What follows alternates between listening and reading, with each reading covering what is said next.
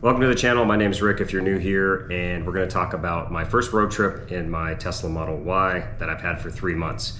It's a long range and great car so far, but I did have some interesting observations and discovered, I think, Tesla's major flaw on my first road trip. So I went from Tucson to Yuma, Arizona, and back home in the same day. Was there just for a couple hours doing some work. And so it's a round trip of about 507 miles that I was on. First time supercharging, that all went fine.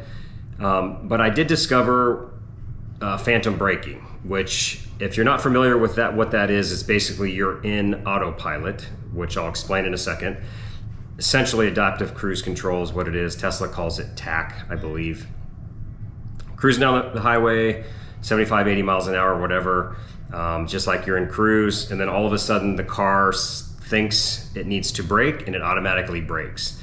It happened to me probably 10, 11, 12 times there and back, and I didn't use autopilot the whole time because I was getting really frustrated with it. But it's not always like a significant braking, but it definitely is a pretty good slowdown. It's almost like it hesitates. And then probably the worst time, I was passing a semi and my car kind of came up right to the door of the semi and it just shut me down, and I probably dropped 30 miles an hour.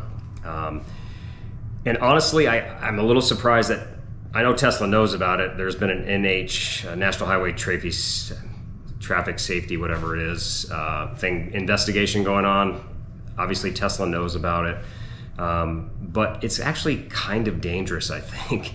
If you're going 80 down the freeway and someone's behind you a couple car lengths and all of a sudden autopilot slams on the brakes, if they don't run into the back of you, they could cause someone else behind you to back. And granted, people shouldn't be that close to each other, especially at 80 miles an hour on the freeway, but you know how everyone drives. So I'm honestly very surprised that Tesla allows people to continue to use autopilot.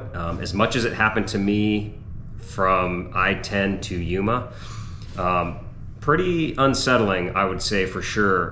When it works great. And so when I say autopilot, what I'm talking about yesterday or Friday, not the double tap down autopilot where you have blue lines on each side and the car is actually kind of steering for you and keeping you in the lane. I'm talking about regular one tap down, cruise control, TAC autopilot. So I didn't use I don't know what it's called, to be honest with you, but the autopilot with the blue lines very much, because as soon as you put your signal on, it shuts that off and you go back into regular cruise. So when the system works, it's great, but it's a little bit frightening, in my opinion, that the car will do that. And it sounds like a very rampant problem kind of across the board. So the only thing I could find reading wise was that possibly it's related to the cars that don't have the original radar. Whenever Tesla stopped doing that, I guess it just relies on the cameras now versus having actual radar in the car, something like that. So please correct me if I'm wrong. I could be completely off right there.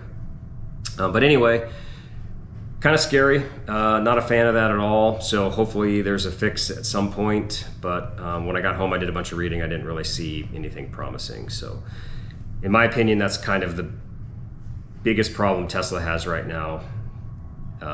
Like range, all that other stuff is pretty well taken care of as far as the superchargers go. Full self-driving, they're having a hard time kind of getting that completely dialed in. So personally, I think they need to completely focus on autopilot and get it fixed, because it's not safe, and I refuse to use it anymore if people are behind me, because you could very easily cause an accident. So with that said, I just wanted to cover a couple other quick things that I was just thinking about on this trip, and it's very obvious when you really think about it. But on the way home, I'm looking at my windshield and it's like completely trash with bugs, and I'm thinking, okay, well, you have these supercharger places where I actually used the one in Gila Bend twice and the one in Yuma once, but there's really nowhere to like throw stuff away, go to the bathroom and clean your windshield. Like, right, when you go to the gas station, you get a snack, go to the bathroom, clean your windshield when you're on a road trip usually. And granted, generally speaking, the supercharging network is around places like the one in Gila Bend. There's Circle K, Pilot, there was a Taco Bell, a McDonald's, all that kind of stuff. So those things are kind of covered at that one. At the one in Yuma, it was kind of off by itself. The only thing close was a hotel that I saw. So I don't know. I just thought that was interesting. It's like, well, what do you guys do to clean your windshield on these road trips? I guess just pull into a gas station and use the cleaner over there real quick. But it would be nice. I mean, maybe it'll happen down the line that they're going to actually turn supercharging stations into little stores or something. I don't know if that kind of defeats the purpose, but I thought that would be interesting. So kind of the last thing I want to talk about is the fact that supercharging isn't all that cheap, really. It's not massively expensive right now. It's a little bit cheaper than gas depending on what car you drive. And I've got a couple examples for you. So I spent $57 in supercharging to go 507 miles in the Tesla. And that equates to about 11 cents a mile.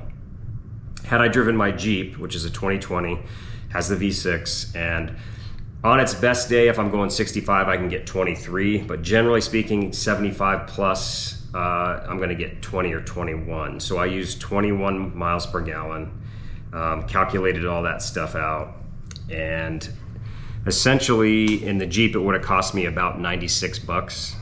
When you divide $96 by 507 miles, that equates to about 19 cents a mile, which still isn't bad, but definitely the Tesla is a savings over the Jeep there. But when I use my Chevy Volt, and if you're not familiar, I have a 2017 Chevy Volt, and this does not include any electric range. So I'm just basically saying I went all 507 miles on the Volt's gasoline motor, which really, honestly, can get 40 to 42 miles per gallon depending on a lot of factors, but 36 is the lowest I've ever seen. When I drove to Kansas, I saw 36.